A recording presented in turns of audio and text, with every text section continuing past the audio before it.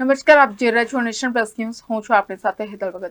ગુજરાતમાં દારૂના ગેરકાયદે ધંધામાં પકડ જમાવી બેઠેલા લાલુ સિંધીને પીસીબીએ ઝડપી પાડી વધુ કાર્યવાહી હાથ ધરી છે.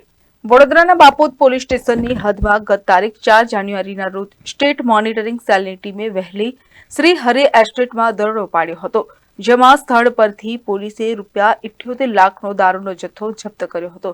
સ્ટેટ મોનિટરિંગ સેલની ટીમે દારૂનું કટિંગ કરી રહેલી અને જે વાહનમાં દારૂ લાવવામાં આવ્યો હતો તે મળીને કુલ 1.24 કરોડનો મુદ્દામાલ જપ્ત કર્યો હતો અને બુટલેગર સુનિલ ઉર્ફે અધુ પ્રકાશભાઈ કેવલ રામાણી, મુકેશ નાપણદાસ માખીજાની, ચિરાગ દરબાર, અજય રાઠોડ અને સોનુ કોડીની સ્થળ પરથી ધરપકડ કરી હતી. આ બનાવમાં પોલીસ ચોપડે લિસ્ટેડ બુટલેગર લાલુ સિંધી ઉર્ફે લાલચંદ હેમંતદાસ કાણાણી સહિત 3ને વોન્ટેડ જાહેર કરવામાં આવ્યા હતા.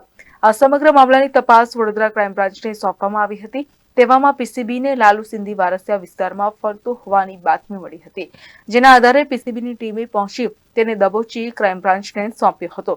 બુટલેગર લાલુ સિંધી સામે અગાઉ પણ પ્રોહિબિશનના અનેક ગુનો નોંધાયા છે. Bureau report, nation plus news, Vadodara. સમાચારોના સતત અપડેટ માટે નેશન પ્લસ ન્યૂઝના યુટ્યુબ ચેનલને સબસ્ક્રાઇબ કરો, બેલ આઇકન દબાવો અને ફોલો કરો ઇન્સ્ટાગ્રામ, ફેસબુક અને ટ્વિટર પર.